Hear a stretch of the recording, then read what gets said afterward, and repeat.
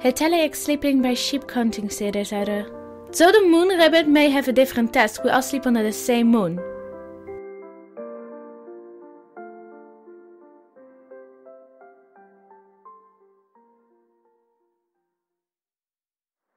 I'm sorry for the wait, Japan. I've brought a few watermelon slices with me. You need not be so considerate, China. I'm about to return home. Don't you be reserved now. This is the first time in a long while where you visit me. You should take it easy. I am truly grateful for your hospitality, but it has grown late. I must go.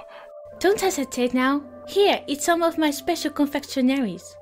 It's especially delectable with a cup of tea. Thank you very much. I shall then help myself to one more helping.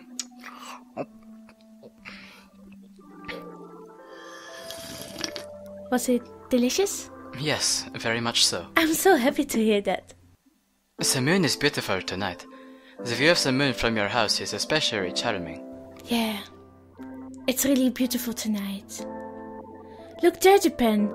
The moon rabbit is making the medicine on the moon again. I believe it is pounding mochi.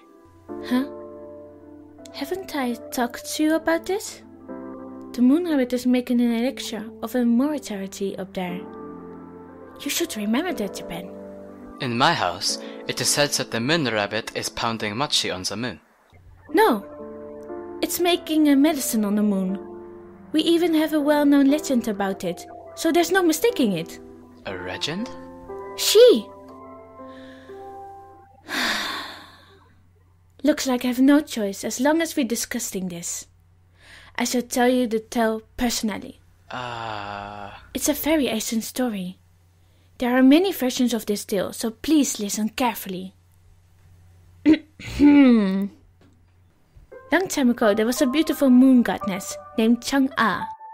She had a husband who called He, who was a god of war, and his skills with a bow were unrivaled. One day, the Jade Empire, the ruler of the heavens, saw there was trouble in the mortal world. Hearing of his great archery skills, the Jade Empire summoned He and ordered him to right the disaster plaguing the mortal world. So He and his wife descended to the mortal world afterwards. Lady Chang-A accompanied Sir Hoi? Yes! The valiant He soon reached the surface of the earth, but when they both landed, they found that there were 10 suns burning in the sky, causing great troubles and pain for the mortals. Just imagining it makes me feel hot. He shut down all the sun except for one and saved the mortal world. And they all lived happily ever after, correct? You would think so, but there was a problem.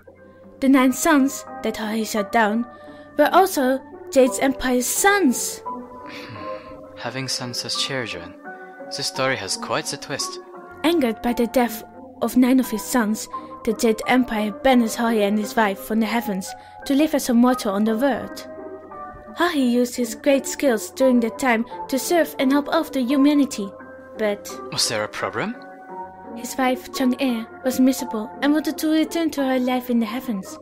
Sometimes she would just explode at He for shooting down the 9 suns.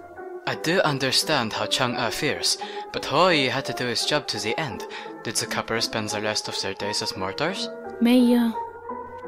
He began to search for a way to regain their immortality and to return to the heavens. His search brought him to the god named Chivong-A that resided in the Chungling Mountains.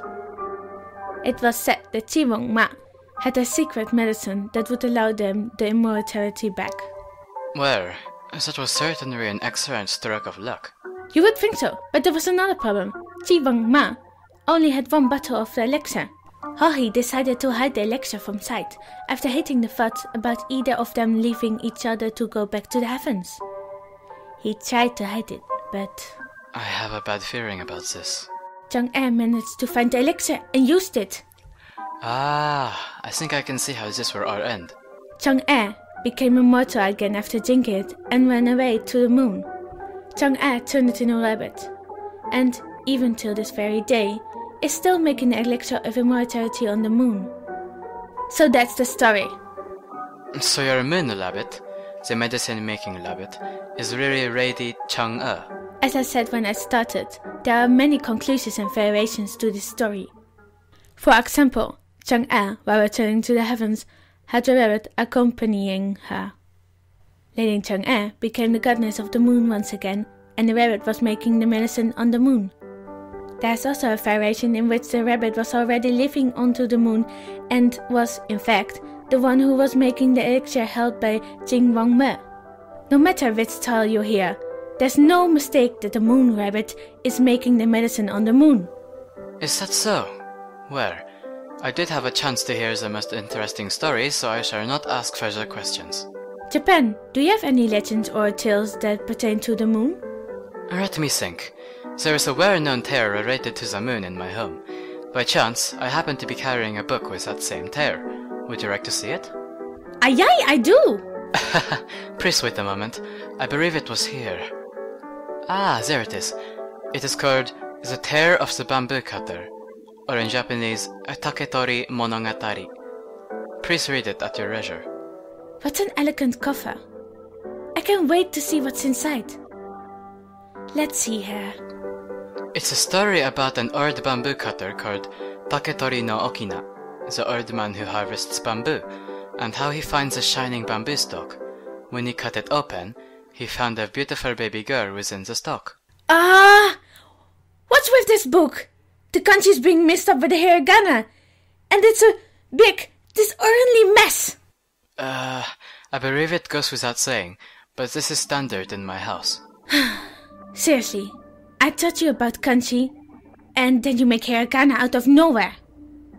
You even denied that you were my little brother when I introduced you, even when I was so proud of you. You haven't been adorable lately, you know. I believe I have been this way since the olden days.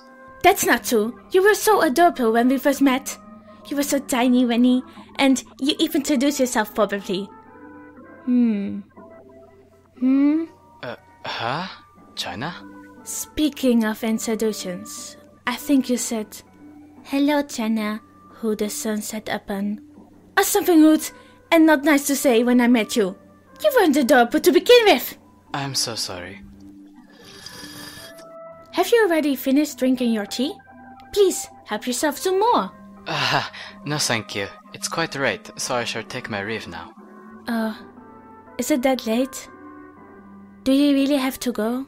Yes, there has been some amazing cultural findings and new breakthroughs in technology in my home. I wish to return home fast and study these findings and apply demonic create parts to improve this new technology. I thank you for the tea. Please excuse me. Wait, Japan! Yes. What is it? You're planning to work again when you go home? That was my intention. Japan, you're working way too much! Do you really think so? Of course I do. You have so much on your mind, and you're taking up so much work. I am proud that you're going so fast, but aren't you pushing yourself too much? Since you've gone so far to visit my home, why don't you forget about work for a while and take it easy and have fun?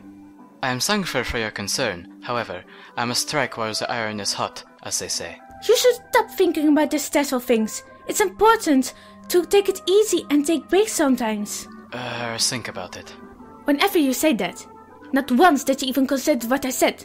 Not once. Not even a single time. Not ever did you follow through. You just come with me over here. China, where are you going? A bedroom. If you're going to act like this, then I'll just have to get you to rest today. Please wait, China. Please let go of my hand. I have to... Just follow me, and no complaining now.